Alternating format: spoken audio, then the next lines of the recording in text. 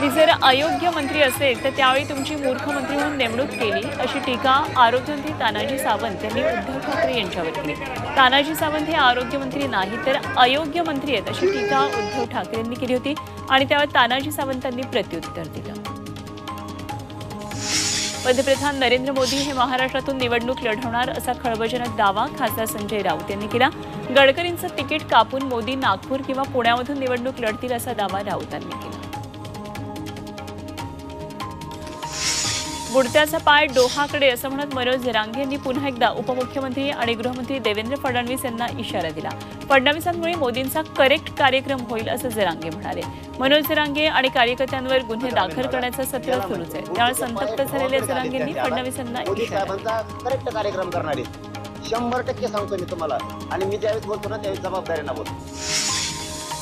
अमृत नोनी ortho plus, ये एक प्रूवन फॉर्मूला है। इसमें मौजूद नोनी फल के गुण और आयुर्वेदिक जड़ी बूटियां शरीर को जरूरी पोषक तत्व देने के साथ साथ हड्डियों और जोड़ों के घिसने, उनमें होने वाले सूजन और दर्द को रोकने में मदद करता है। दर्द मुक्त जीवन के लिए अमृत नोनी आर्थो प्लस।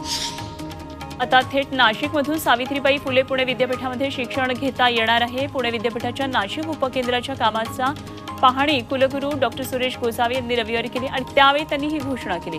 नवीन शैक्षणिक वर्षामध्ये सुरू होणारे विद्यापीठाचे नवनवीन अभ्यासक्रम नाशिक उपकेंद्रामध्ये सुरू करण्यात येणार असल्याचंही ते म्हणाले।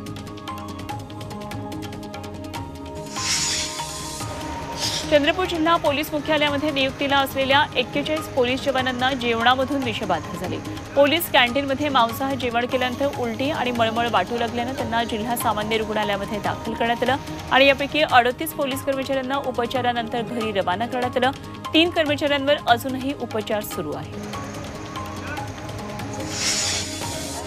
नाशिकच्या मनमाडमध्ये महाशिवरात्रीनिमित्त महर्षी वाल्मिकी स्टेडियमवर कुस्त्यांच्या दंगलीचा थरार रंगला।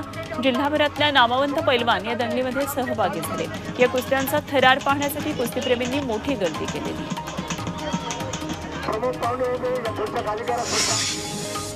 पंढरपूरचं विठ्ठल रुक्मिणी मंदिर महिनाभर बंद राहण्याची शक्यता आहे। गाभाऱ्यातील ग्रॅनाइट काढण्याच्या कामामुळे दर्शन बंद होण्याची शक्यता आहे। 12 मार्चला मंदिर समिती आणि पुरातत्व विभागाच्या अधिकाऱ्यांची बैठक आहे आणि या बैठकीमध्ये मंदिर महिनाभर बंद ठेवण्याबाबतचा निर्णय होऊ शकतो।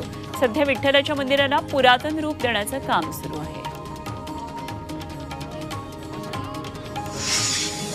बदलापूर, शिरगाव, कात्रप वनपरिक्षेत्र हद्दीमध्ये डोंगरांना सतत वाढवे लागतात आणि या आगीमुळे संपूर्ण परिसरात धुराचं साम्राज्य पसरतंय।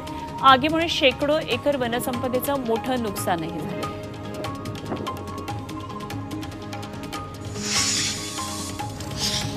कल्याणमधल्या चिकनघर परिसरामध्ये गोळीबाराची अजब घटना समोर आली आहे। अज्ञात व्यक्तीनं झाडलेली गोळी एका घराच्या छताच्या पत्र्याला आणि पंख्याला छेदून घरातील फरशीवर पडली। ही गोळी कुठून आणि कोणी झाडली याचा तपास पोलीस करतात।